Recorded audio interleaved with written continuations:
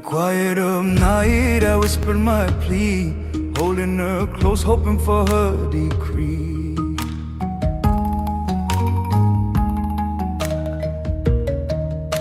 Soft bells. You're listening to ancient echoes, quiet stones, loud stories. I'm Samnang Bradley, host and heritage storyteller. Today we listen to how sound keeps time in Cambodian life, the bells and gongs that shape work, worship, and memory. Stay with me for a day measured in metal and rhythm, and for voices who tend that sound. Imagine standing beneath a temple eave just before sunrise. A single, sustained bell rolls across the paddy fields. A market hawker calls from a lane. A dog answers from the bend of a road. That bell is not merely noise. It is a clock, a summons, a memory. Today, the Bellkeepers. To orient us, bells and gongs have long served as communal timekeepers in Cambodia. They mark the rhythm of agricultural life, announce alms rounds, and gather people for ritual. In our show notes, we link to archival studies and fieldwork that trace bell use from Angkorian foundations to present-day village wats. A brief cultural note before we move in. In Khmer cosmology, sound mediates the sacred and social. Ringing metal resonates with ideas of protection, merit, and community order. We'll cite sources in the notes and keep local voices front and center. Now, let's step into a single day at a provincial wat, Kampong Slaw, a village I visited last rainy season. I want you to listen. Morning bell, midday gong, evening chime. We recorded field sound with permission, and I'll play brief clips from the people who live this rhythm. Dawn comes before the sun. The bell at Wat Prea reaches into the fields. Farmers say it tells them when to begin planting, when to stop work for midday, when to return for offerings. Here's a short clip of that morning call. When the bell sings in the morning, people think of starting fresh. We make bells to sing long, so the sound can travel across rice and house. The bell has to be heavy and balanced. If it is wrong, it dies too fast. People remember that voice for years. Puth is a third-generation bell maker. He described the casting on a rainy afternoon while children chased fish in the paddy next to his workshop. He told me about metal, molds, and the care given to every strike that will call a community to gather. A technical aside, many village bells are cast in bronze alloys with proportions handed down through apprenticeships. The shape and thickness determine timbre and decay, the qualities that let sound cut through wind and water without startling animals or masking speech. So we mix copper and tin, sometimes a little scrap metal for character. The trick is in the pour and the cooling, how the metal breathes as it becomes bell. Then we tune with a small hammer, carving a voice into the metal. That voice remembers the hands that shaped it. By mid-morning, the bell's roll shifts. At the market, a low gong rings and vendors pause to share a communal meal or a blessing. The gong isn't the bell's rival. It is another voice in a conversation, one that organizes trade and social pause. Sound orders labor in ways we often overlook. Harvest rhythm, prayer times, even school bells borrow the same acoustic grammar. That means the control of sound, who decides when a bell rings, can shape daily life. In many places, the temple committee, elders, and monks coordinate timing to avoid conflict.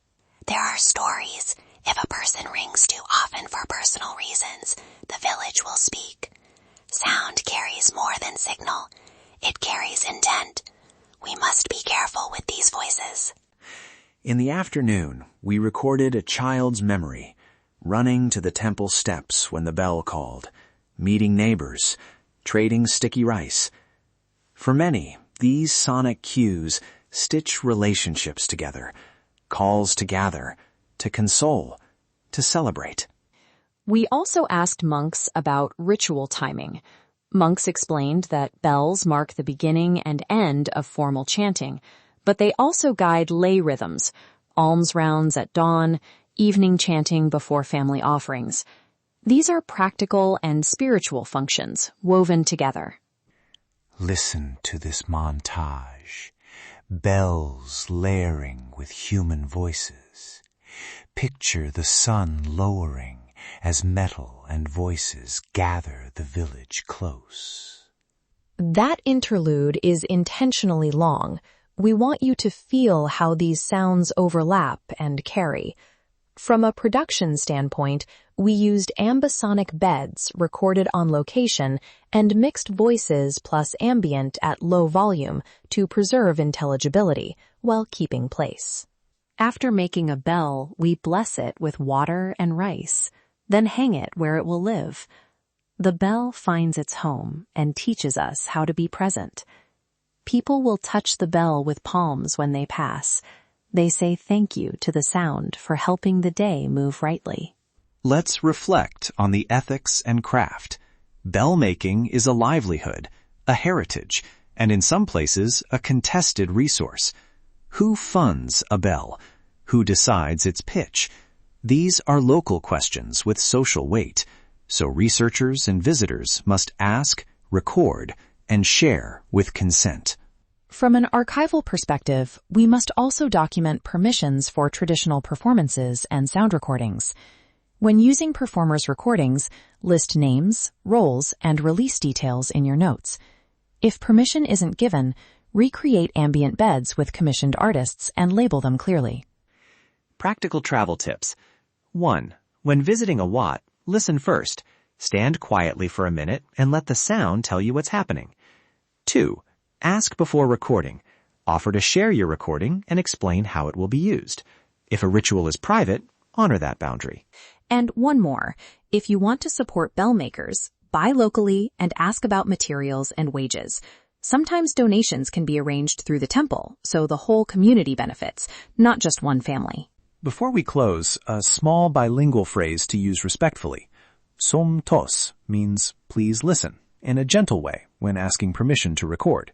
Use it slowly and with a smile. It's a way to acknowledge that sound belongs to people, not to you alone. To support temple acoustics and craft, check show notes for vetted artisan programs and ethical fundraising options. If you share clips on social media, include credits and permission notes so the community's voice travels with context and care. Today, we heard bell metal and memory, the hands that cast sound, and the ways a village's day folds around a gong's tone. These are small acts that hold larger stories of care, timing, and belonging. Credits: field recordings at Wat Priya, interviews with Puth and local elders, research notes and archival references listed on our website. Music and permission details in the show notes. This episode follows trauma-informed, consent-first practices throughout. If you enjoyed this episode, please subscribe to Ancient Echoes, Quiet Stones, Loud Stories. Find full transcripts and show notes online. And if you can, share this episode to help keep Khmer voices and craft alive. Hear Cambodia's heartbeat. Walk the temples with me. Thank you for listening.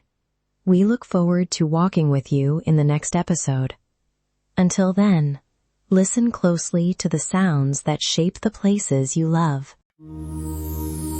Oh,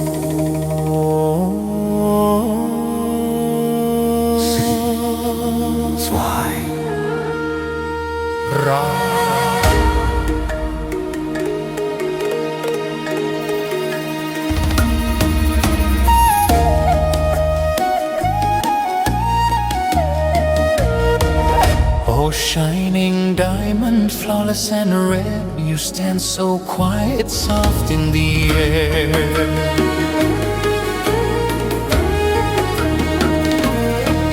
I dared not to rush you, feared you'd flee. Your heart too pure to belong to me. If you turn away, I reach and bind, press my hand, still body and mind.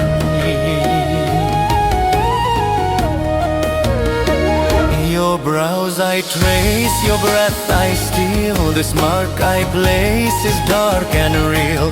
From this moment break and fall, hear the spell, obey the call.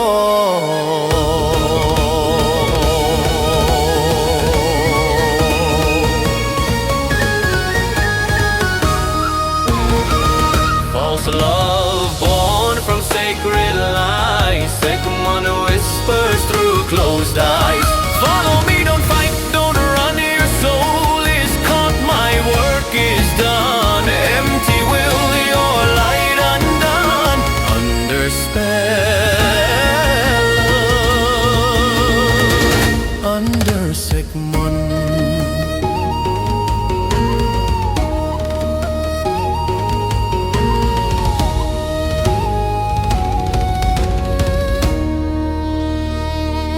Crystal beauty, diamond bright, caught between shadow, charm and night.